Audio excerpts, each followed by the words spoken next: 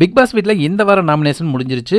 இந்த வாரம் captain Ranjith nomination free pass வாங்கிய மஞ்சரி, இவங்க தவிர முத்துக்குமரன், தீபக், ராணவ், ஜெஃப்ரி இவங்க யாருமே நாமினேட் ஆகல.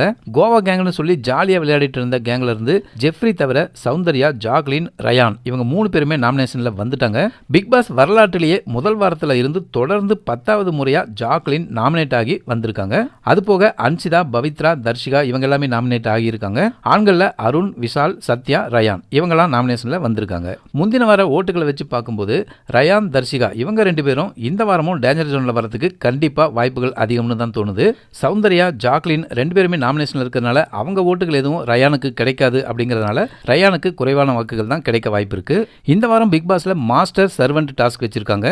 மாஸ்டரா இருக்கிறவங்க என்ன சொல்றாங்களோ அது எல்லாத்தையுமே சர்வெண்டா இருக்கிறவங்க செஞ்சுதான் ஆகணும். கால் கை அழுத்தி விட சொல்லலாம், மசாஜ் பண்ணலாம், டீ காஃபி போட்டு கொண்டு வந்து கொடுன்னு வேலை வாங்கலாம். இந்த டாஸ்க்ல யாரு மாஸ்டரா சூப்பரா விளையாடுறாங்க அப்படிங்கறத பொறுத்து தான் ஓட்டுகள்லையும் மாறுதல் ஏற்படும். இந்த வாரமும் சத்யா தப்பிப்பாரா?